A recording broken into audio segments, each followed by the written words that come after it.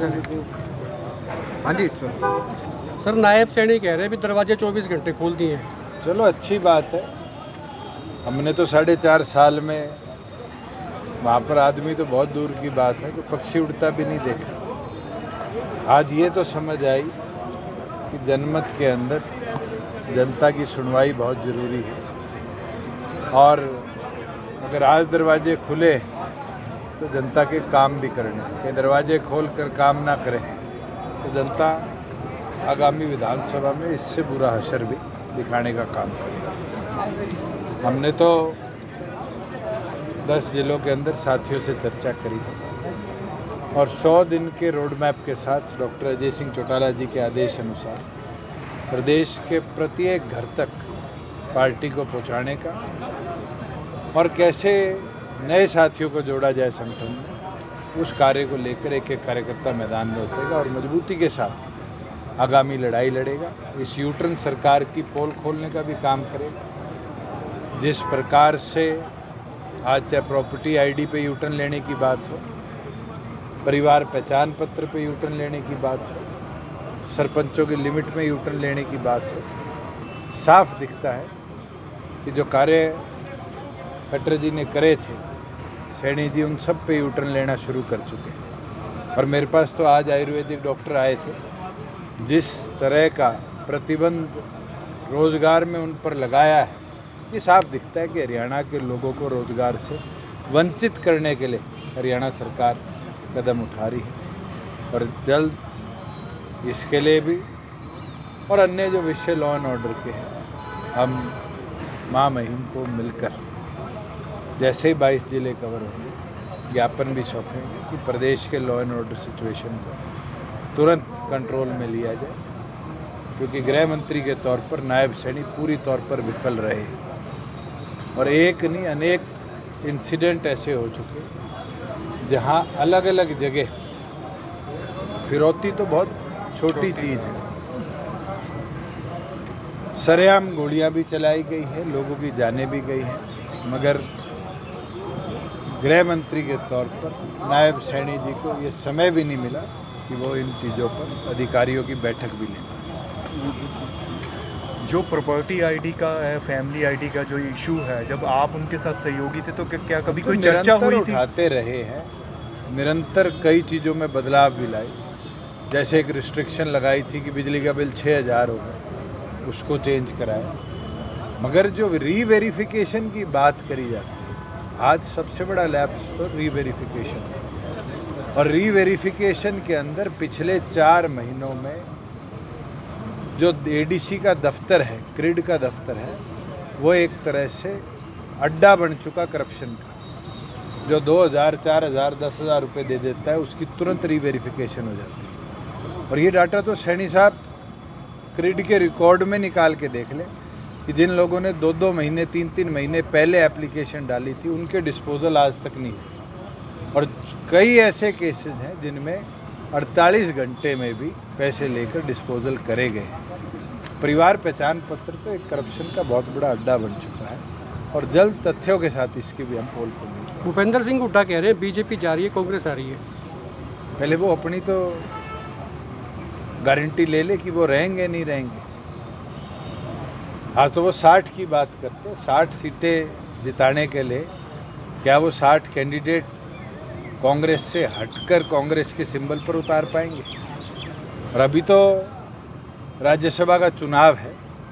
आप लोगों ने मेरे आगे माइक लगाया था लोकसभा चुनाव में और पूछा था कि क्या सरकार अल्पमत में? मैंने कहा था है, पत्र भी भेजा महामहिम को। और उसके बाद जब पत्र चला गया और पत्र चले जाने के बाद कांग्रेस के विधायक भी भागकर गए, 2 गवर्नर को पत्र देकर आए। भूपेंद्र हुड्डा भी निरंतर बोलते रहे कि सरकार अल्पमत में, सरकार अल्पमत में। जब हमने कहा विपक्ष साझा उम्मीदवार उतारे, तो सबसे पहले पीछे हटने वाला कोई व्यक्ति था तो भूपेंद्र हुड्डा था। और उनने भरे प्रेस कॉन्फ्रेंस में कहा हमारे पास तो नंबर ही नहीं है, फिर अल्पमत की बात कैसे करी? अगर आंकड़े नहीं हैं, विपक्ष को एक करने का दम नहीं रखते, तो 60 लाने का दम कहाँ से रखते हैं? उन्होंने आपके पाले में गेंद डाल दी। उन्होंने कहा कि अगर मैं तो आज कहता हूँ एक साझा उम्मीदवार वो चुन ले, कोई शहीद के परिवार से चुन ले, कोई खिलाड़ी चुन ले, कोई ऐसा सामाजिक व्यक्ति चुन ले। और दे दूं सुझाव फ्री का, महावीर गुड्डू को ले लो। हरियाणा संस्कृति के अंदर पद्मश्री जीतने वाला तो इकलौता व्यक्ति है, मैं तो कहता हूँ उनको चुन लो। नवीन जैन कह रहा है पहला हस्ताक्षर मैं करूँगा, दूसरा भूपेंद्र हुड्डा करने को तैयार है क्या? हमारे पास तो भानुमति का कुनबा था, 10 की बात करते हैं। मैं तो कह ही नहीं रहा, हमारे साथ 10 सिग्नेटरी है, सरकार गिरनी होगी, विप है। राज्यसभा के लिए पहला साइन मैं करूँगा, दूसरा भूपेंद्र हुड्डा करने को तैयार है। अगर वो तैयार हैं और वो सार्वजनिक तौर पर कहते हैं कि दूसरा हस्ताक्षर वो करेंगे, 9 ही प्रपोजर चाहिए। आज तो 44 की लड़ाई नहीं है, पहले उम्मीदवार तो हम उतारे। अगर वो तैयार है और अगर उनको नाम पे सहमति है, किसी पे भी, किसी शहीद के परिवार पर, कोई ऐसा व्यक्ति जिसने खेल के मैदान में बहुत अच्छा काम किया, सोसाइटी में बहुत अच्छा काम किया है, कला के क्षेत्र में जैसे महावीर गुड्डू है जिसने हरियाणा की संस्कृति को इतना बढ़ाया है, किसी एक व्यक्ति के नाम पे अगर उनकी सहमति है तो नाम के पेपर पे साइन करके दे दे। 9 साथियों के वोट और साइन अगर भूपेंद्र हुड्डा कर देते, मैं जुटाऊंगा। अरे नॉमिनेशन भरकर मैदान में उतरकर लड़ाई लड़ेंगे, तभी तो बीजेपी को झटका दे पाएंगे। मैदान छोड़ देंगे तो कौन झटका दे पाएगा? ये तो कमजोरी दिखती है नेता प्रतिपक्ष की कि कहीं ना कहीं ईडी सीबीआई से डर कर वो मैदान में उतरना ही नहीं चाहते। हमने हिम्मत दिखाई थी, निर्दलीय कार्तिकेय शर्मा को मैदान में उतारा था, हमने अपने 10 इकट्ठे करे थे, नहीं करे थे उस समय भी, और इकट्ठे कर कर वोट गिरवाए थे। अरे लड़ाई शुरू तो होने दो, लड़ाई शुरू होने से पहले जंग के मैदान में हथियार घेर देंगे, फिर लड़ाई कैसी लड़ेंगे? तो ये कमजोरी दिखती है भूपेंद्र हुड्डा की, और इस कमजोरी ने कहीं ना कहीं भारतीय जनता पार्टी को एक एज इस राज्यसभा चुनाव में शुरुआती तौर पर दी है। मगर हम हार नहीं मानेंगे जब तक आखिरी दिन नॉमिनेशन का होगा। जननायक जनता पार्टी ये परिस्थिति बनाएगी कि हम चाहे विपक्ष में और जो छोटे दल हैं उनसे भी संपर्क करें, निर्दलियों से भी संपर्क करें और एक साझा उम्मीदवार उतारने का प्रयास करेंगे। अगर 9 प्रपोजल हमें मिलते तो हमारा कैंडिडेट मैदान में होगा। आप भूपेंद्र हुड्डा से पूछ लेना, क्या उस समय भी वो आंकड़े मांगेंगे या वोट गिरने के लिए आएंगे? यार जिस तरह आर के आनंद के चुनाव में शाही बदली थी, शाही बदल कर फिर बीजेपी को जिताने का काम। जेजेपी चुनाव अकेले लड़ेगी या कोई अलायंस की संभावनाएं भी आज हैं? के दिन तो 22 जिलों का दौरा होगा और दौरा होकर प्रत्येक गांव को छुएंगे हमारे कार्यकर्ता, 90 की तैयारी करेंगे।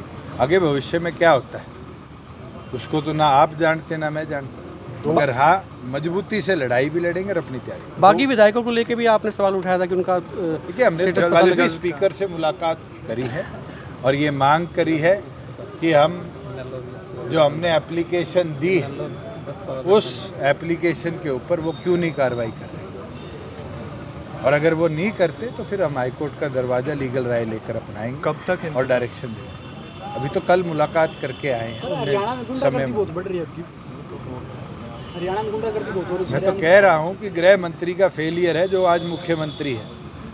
खुली छूट जब दे दोगे गुंडा तत्व को तो माहौल प्रदेश का ऐसा ही बनेगा। इनेलो तीसरा आज सख्ती ना करना कहीं ना कहीं रास्ता देना है, और ऐसा क्या हो गया कि जैसे हम राज्य से बाहर गए इस तरह की व्यवस्था बनी। ऐसा क्या हो गया कि सैनी साहब के आते ही प्रदेश के अंदर इस तरह का आपराधिक प्रचलन बढ़ा है, और इसके अंदर मुझे लगता है कहीं ना कहीं पुलिस का सबसे बड़ा फेलियर है कि वो लॉ एंड ऑर्डर को कंट्रोल नहीं। पहले तो सरपंचों को पीटा जाता है, अब उनका ग्रांट बढ़ाया जा रहा है, इसमें क्या जा सैनी से जवाब ले ले भाई, नहीं आप यू टर्न क्यों लिया, थे ना, बदनामी मारी कर दी, हरियाणा में यू टर्न ले लिया। हरियाणा में एक तीसरे मोर्चे की भी चर्चा होने लगी है। अभी Indian National Lokdal BSP Mayawati ji से मिले हैं अभय चौटाला जी, तो उस पर चलो अभी तो पता नहीं कितने दल बनेंगे कितने जाएंगे।